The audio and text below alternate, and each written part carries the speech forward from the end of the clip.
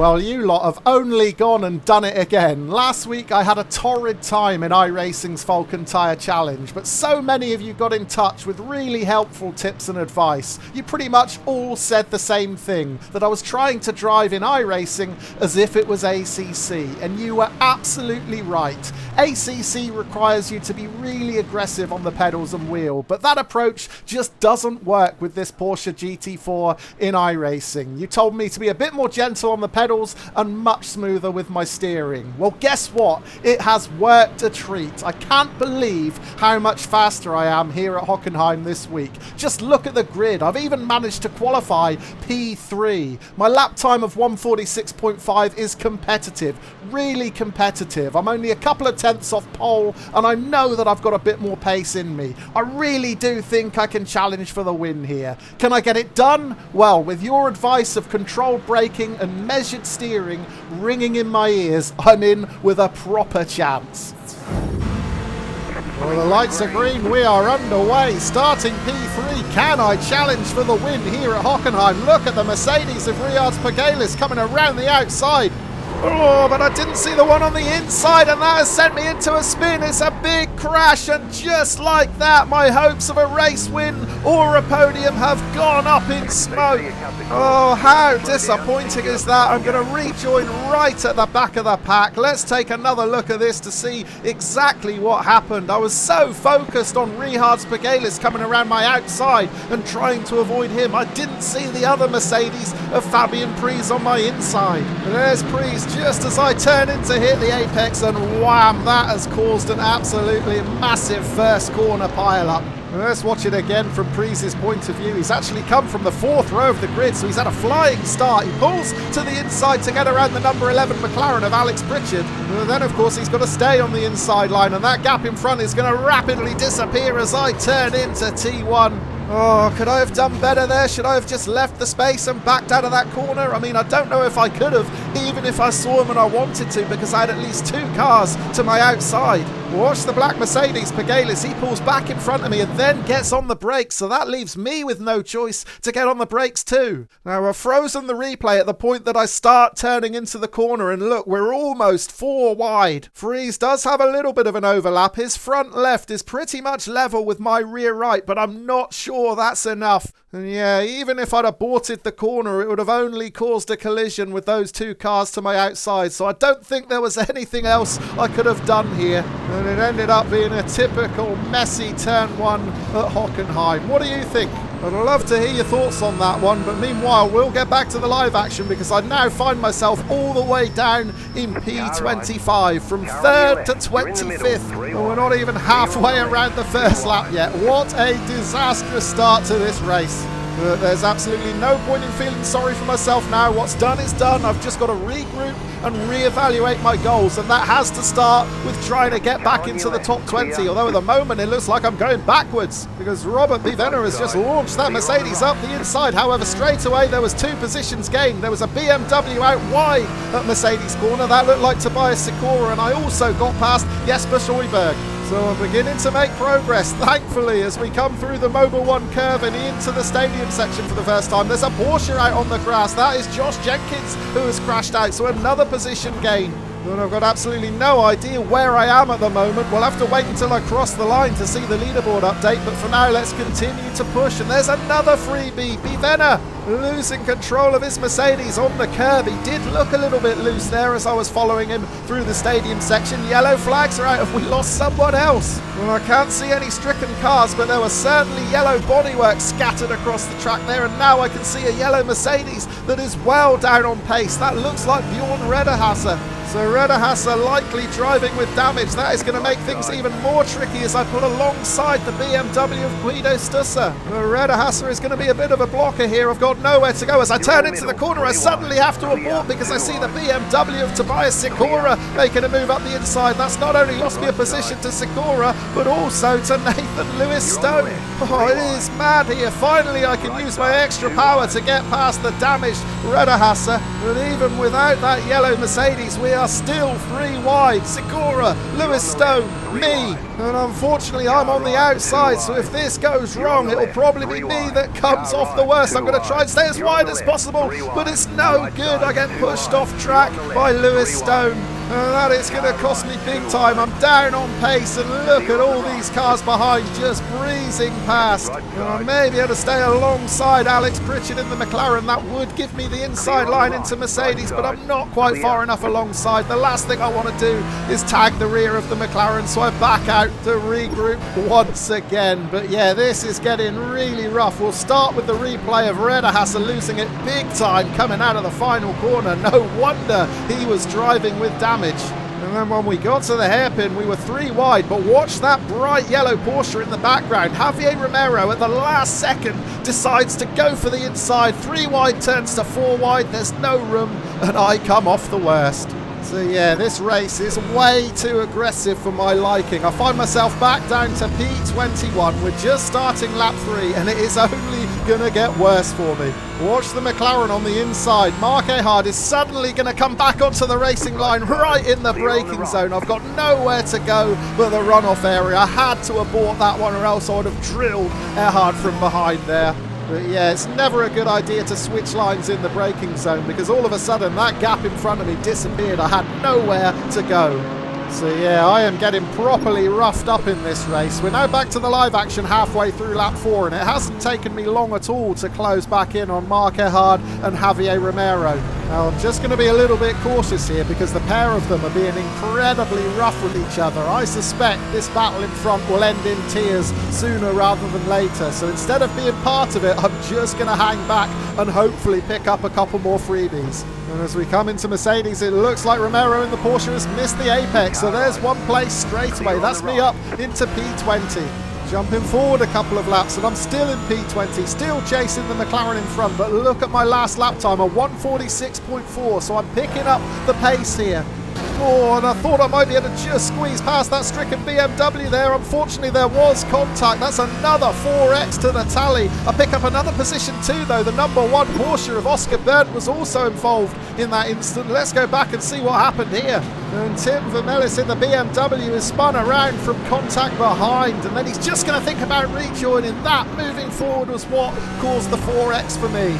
So 2 positions gained in Mercedes, a 3rd position gained from a disconnect further up the grid, and now I'm going to get another one. Look, the McLaren of Mark Ehard spinning in that left-hander. I have to react quickly to avoid getting tagged there, but that is another position gained. So that's me up into P16. Can I close in on the pack in front? Well, we're jumping forward another 2 laps, and the answer is yes, I can. There are 4 cars locked in this battle for P12. Alex Pritchard is at the back of the pack, and I'm now just 0.5 of a second behind him. And the way this race is going, you wouldn't be at all surprised to see at least a couple of these drivers take each other out. Look at this, 4 cars into Mercedes taking 4 different lines. I have to get on the brakes really hard to avoid ramming Pritchard, and then I get nudged out to the runoff area yet again. Well, there's no way of sugarcoating it. I am being beaten up good and proper in this race. I must just be too much of a soft touch for an aggressive grid like this. Watch the 23 Porsche of Ozgur Kokolioglu. He suddenly sweeps over to the outside line. Unfortunately, I'm already there, and it barges me off track. I am now up to 12 incident points. Right, back to the live action then. The very last lap of the race. I'm actually amazed I've made it this far. I'm still in P16, but is there any chance I may get into the top 15 during this final half a lap? Well, yes, there is, because there's another big incident in Mercedes. That looked like Tobias Sikora in the BMW and Alex Pritchard in the McLaren coming to grief. So that's me up into P14. There may be a sniff of P13 here. I thought I might just be able to get far enough alongside Guido Stusser to make a move through the Mobil 1 curve. I wasn't quite far enough alongside him, so I did back out of it. However, I can apply some real pressure on the BMW through these final couple of corners. Can I force Stusser into a mistake and get P13? Well, it doesn't look like there's going to be a way through here. I'm a little bit wide exiting the corner. Another incident point. That is 14x now. That is a huge hit for my safety rating. And I doubt P14 is going to do my iRacing many favours either. Well, it's a drop of 2. That is not too bad, all things considered. Well, it's safe to say I was pretty frustrated after that one. I had the pace for a podium at least, maybe even a race win, yet I found myself scrapping just to get into the top 15. So I had to give it another try 2 hours later. This time, I've not qualified quite so well. P9 with a 146.9, which is several tenths slower than what I was managing in race 1. However, it's very close at the top. I know I've got consistent 146.5s in me, and that could put me into podium contention here too. I've just got to do what I wasn't able to do in the first race, keep myself safe on lap 1. About to go green, stay focused. Well, I was really hoping that my grid position would put me on the outside for this one, just so I had the safety net of the runoff area if I wanted to avoid any turn 1 carnage. I haven't got that luxury though. Green flag, green flag. And as the lights go green, it actually looks like there's a bit more space this time around. The pack far more spread out, so I'm even able to move over to the racing line. Well, this is a huge relief coming into T1.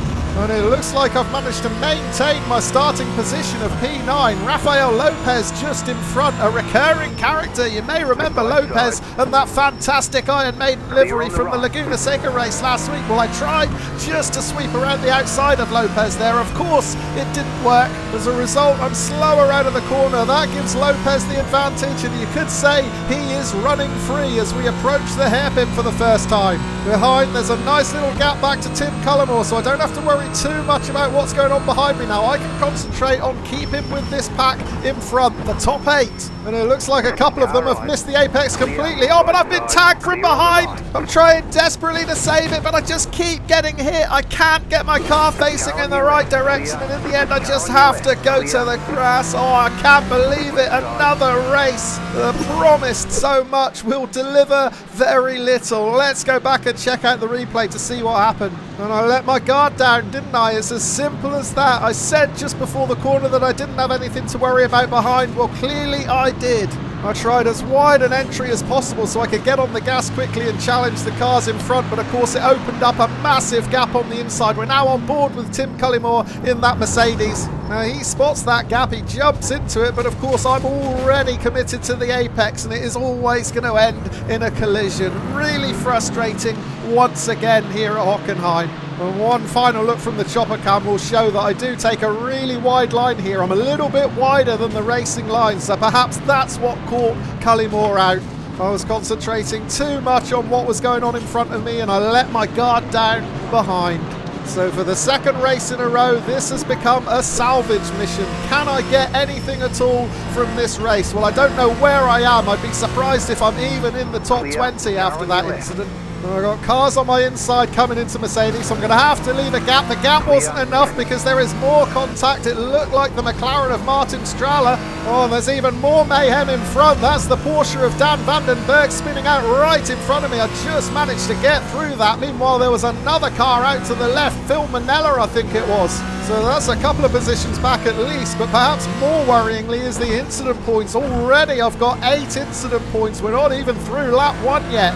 Into the stadium section for the first time. It's David Langdon right in front of me now, and then we've got Brandon P. Thompson in front of him and Philippe Kaczarek in front of him. And the yellow flags are out again. Have we lost someone else down the start-finish straight? Yes, we have. There's a Mercedes parked up to the left. That was Yasha Gar, and it looks like Rafael Lopez has come to grief as well. So 2 more places gained as we cross the line to start lap 2. That puts me up into P15. So a drop of 6 positions from where I started. That could have been a lot worse given the disaster at the hairpin on the opening lap. Now I've got the run on David Langdon here. I'm going to charge around the outside. I may even get the pass done into this right-hander, and I have done. So that puts me up into P14. And now I can challenge Brandon P. Thompson because I'm going to get the run on him down the Parabolica.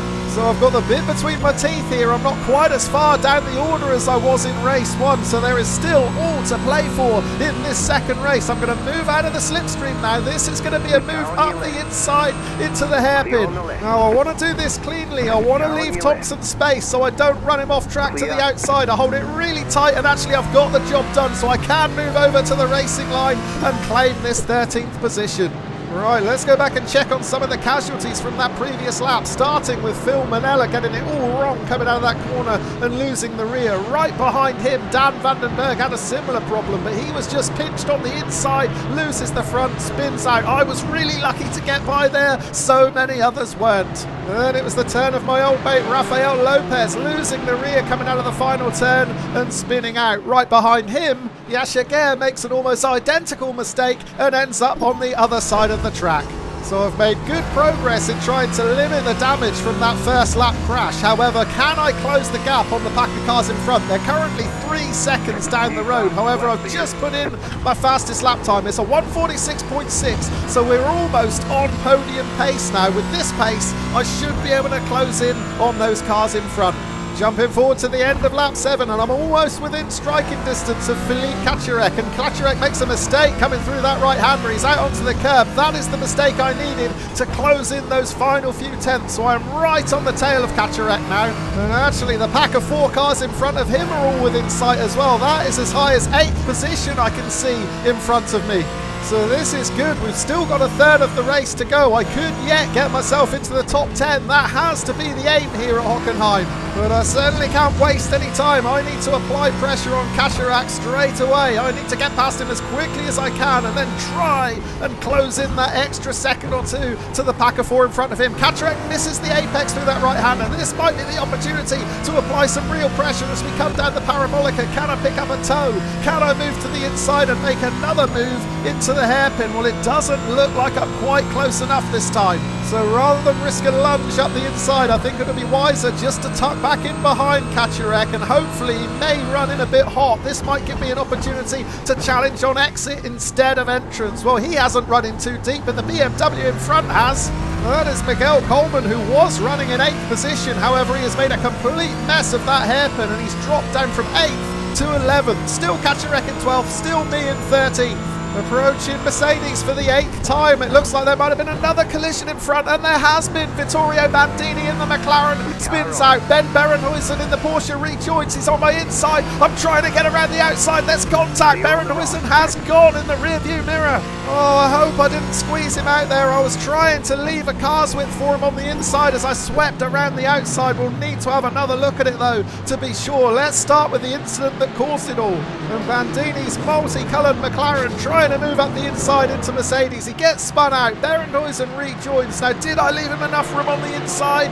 Oh, it's difficult to tell from that camera angle. Maybe we'll have to consult the chopper cam. And here's Bandini's move up the inside into Mercedes. It doesn't look like he's quite able to get it stopped. The Porsche turns in, spins the McLaren around, but here is the crucial part. I'm just about past the white Porsche here, but did I leave enough room on exit? Oh yeah, more than enough room. It was Berenhuisen's momentum that pulled him into my line rather than me squeezing his line, so I think my conscience is clear with that one. White flag this time. Right, the white flag is being shown. That means we've got just one more lap to go here. I am going to be up into P11 when we cross the line, thanks to those incidents at Mercedes on the previous lap. But can I go any better? Can I get into the top 10 on this last lap here at Hockenheim? Well, I'm going to give it everything I can. I've got the run on Kaczmarek here. Kaczmarek wisely defending into this right-hander, so I'm going to try and carry some momentum around the outside. If I can hold on to it, I'll have the inside for this left-hand kink, and I may get the pass done through the parabolica. Yes! In fact, I've got it done even earlier than I was anticipating, so that is me up into the top 10. And there are 2 more positions right in front of me within 1.2 seconds. Could it get any better? Could I get into 8th position over this final half a lap? Well, actually, I may have been caught napping with Kaczmarek behind instead. I thought I was far enough ahead not to warrant defending, but it turns out that was a bad move because Kaczmarek leaps into that gap on the inside. Now we're side by side. Can I hold my nerve here? We're going to be side by side through this fast right-hander. I need to hold this inside line into Mercedes, otherwise I have lost 10th position, and yeah, I've lost it. Oh, that was really sloppy, really wasteful after I worked so hard to get past Kaczmarek around the outside of the previous corner. I let my guard down once again into the hairpin. It's allowed Kaczmarek to snatch that 10th position back, and now the odds are against me getting into the top 10. We're only a few corners from home as we come into the stadium section for the very last time. I mean, I'll apply as much pressure as I possibly can on the Mercedes in front, but I think I am relying on a mistake from Kaczmarek now if I am to get into this top 10. I'm as close as I possibly can be into the penultimate corner then. And I need him to run wide. He's not going to, so I think that is P11 for me. Of course, I'm going to take another big safety rating hit after all those incident points, but P11 will give me a bit of gain on the iRating, plus 21. And yeah, I'm really disappointed I couldn't bring you a better result, particularly after your advice has made me so much more competitive in this GT4 series. I had the pace to get 2 podiums at the very least, but sadly I've not made the top 10 in either of these races. However, I'm not downbeat in the slightest, far from it. I am really encouraged by my performances here. It's really good to know that I can compete in this series when it's dry as well as when it's wet. If you want to know just how far I've come in the space of a week, you can check out my Laguna Seca race from last week on screen now. I really can't believe what a difference a week makes. Thank you ever so much for watching. Cheers.